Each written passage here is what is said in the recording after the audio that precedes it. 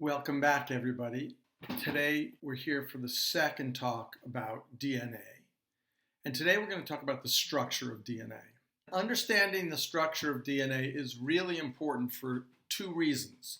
One, we can't really understand how DNA gets replicated and passed on from one generation to the next unless we understand its structure. And two, we can't really understand what a gene is and how genes function unless we understand the structure of DNA. So let's get started. So DNA is a macromolecule, and what that means is it's a very large molecule. You still can't see it, but it's a large molecule.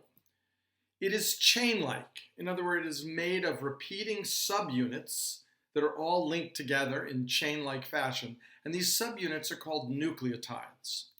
There are four kinds of nucleotides, which we abbreviate as A, C, G, and T, and you'll learn their full names later in the talk.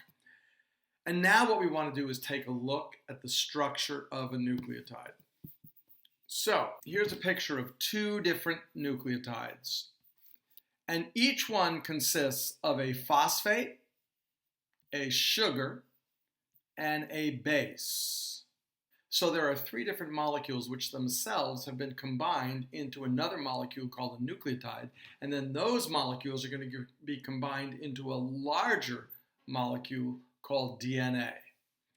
So you have, once again, a phosphate, which has a phosphorus in the middle of it, a sugar, which has 5 carbons in it, 1, 2, 3, 4, 5, and what's sometimes referred to as a nitrogenous base. And you can see here are two different kinds of nitrogenous bases. How does DNA get made from these? Well, let's look at a picture of the DNA chain. In this picture, you can see that DNA consists of a backbone, which is alternating phosphate, sugar, phosphate, sugar, phosphate, sugar, phosphate, sugar. And then the 4 bases hang off the sugar. And now you can see the 4 different bases. Thymine, abbreviated as T, adenine, abbreviated as A, cytosine, abbreviated as C, and guanine, abbreviated as G. And I do recommend you learn those names. To make the actual molecule of DNA, 2 chains are wrapped around each other in helical form to form the famous double helix of DNA.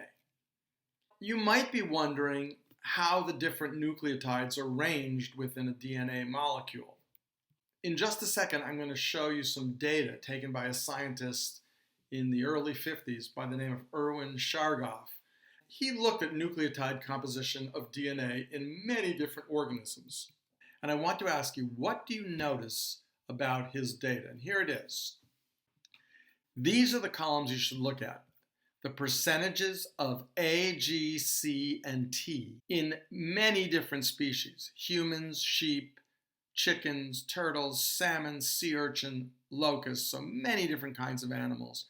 Plants, wheat germ, yeast, which is no longer considered a plant, but a fungus, and Aspergillus niger, which is a mold, which is also a fungus, and then several bacteria, and also in bacteriophages, these viruses that attack bacteria. So go ahead, take a look at this and tell me what you notice. Maybe you want to pause the video and look at the data for a second. Okay, hopefully you're back. And hopefully what you notice is that the amount of A is very similar to the amount of T, and the amount of G is very similar to the amount of C. So this suggests that every A is paired with a T, and every G is paired with a C. When the model for DNA was finally figured out, this was shown to be the case. And here now is the model of DNA. And I've got 3 different pictures here for you. I've got a chemical structure in the middle. I've got a space-filling model on the right. And then I've got a schematic diagram showing the key features of DNA. Looking at the middle, the most important rule we know about DNA is that every T is paired up with an A, and these happen in opposite chains. So if on the left-hand chain there is a T, then on the right-hand chain there will be an A.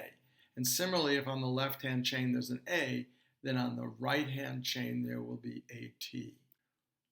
We're going to look at this structure in a little more detail. So the first thing I want you to notice is that the nitrogenous bases are held together by what are called hydrogen bonds. Hydrogen bonds aren't real bonds per se because they don't entail the sharing of electrons, but they are electrical attractions between the slight negative charge on oxygen here and the slight positive charge on hydrogen. And similarly, the slight positive charge on this hydrogen and the negative charge on this nitrogen, etc., etc. These are electrical attractions that are weak but provide structure for the DNA. And I like to think of them as like Velcro. They hold the molecule together, but they can be easily separated so the molecule can be opened up. So that's the first thing to notice about the DNA molecule, is that it's stabilized by the hydrogen bonds that hold the bases together. The second thing is I want you to notice that there are these numbers here, 5' end, 3' end, and then 3' end on the top on the other chain and 5' end on the bottom. Each strand has a 5' end and a 3' end, and the two strands run in opposite directions, as shown by these arrows here. As a result, we say that the two strands are antiparallel. They're parallel, but they run in opposite directions, so we call it antiparallel. You might be wondering, hey, why is there a 3' end and why is there a 5' end? Okay, great question. Let's look at that. The carbons in the sugar, here's the sugar, which in the case of DNA is called deoxyribose. In the case of RNA, it's just called ribose. So in deoxyribose, there are 5 carbons, 1, 2, 3, 4, 5. And you can see down here they are numbered. This diagram is a simplification which shows all the non-carbon and hydrogen atoms, unless they're crucial, such as right here. So you should interpret every junction where there's nothing to be a carbon. So here they are, the first carbon, the second carbon, the third carbon, the fourth carbon, and the fifth carbon. The nitrogen base is bonded to carbon number 1. The phosphate is bonded to carbon number 5. This means that carbon number 3 is left to bond to the next nucleotide in DNA to form the chain. If we go back one slide and look at the double helix, we'll see how this works. So take a look at this. Here is a phosphate and here is a base. The base is on the 1 carbon and the phosphate is on the 5 carbon. That means this 3 carbon can bond to the phosphate in the next nucleotide. So then the next nucleotide looks like this. It's this phosphate, this sugar, and this base. That's a nucleotide. Once again, the 3 carbon in this sugar is now bonded to the phosphate, which is on the 5 carbon of the next sugar. And then we have phosphate, sugar, base. So this is another nucleotide right here. That means that what's free up at the top here is a phosphate, which is on the 5 sugar. So we call that the 5' end. And what's free down here in this nucleotide here is the number 3 carbon in the sugar. And so that's called the 3' end. If you look here, the phosphates now are at the bottom. And the 3' end is at the top. They're running in opposite direction. I want to show you one other thing, and this is a question I guarantee I will ask you on the test. I will circle something like this, and I will say, this is a phosphate, this is a sugar, and this is a base, and this is a phosphate, this is a sugar, and this is a base. Which one of these is correctly drawn as a nucleotide? And you will have to realize that this phosphate is on the 3 carbon of this sugar, and so therefore this phosphate actually belongs to this nucleotide up here and not to this one. The proper way to draw this nucleotide would be with these here. Phosphate, sugar, base, where the phosphate is attached to the 5 carbon and the next nucleotide is attached to the 3 carbon. That's it for today. I hope what you've come to understand is what the structure of a nucleotide is. It's a phosphate, a sugar, and a base. And there are 4 different kinds of nucleotides: G, C, T, and A, guanine, cytosine, thymine, and adenine. That the nucleotides are chained together in a long strand, and that DNA itself consists of 2 strands, where every G matches with a C and every T is across from an A. Here's a T across from an A. Here's a G across from a C. And that the 2 strands run in opposite directions. They each have a 5' end and a 3' end.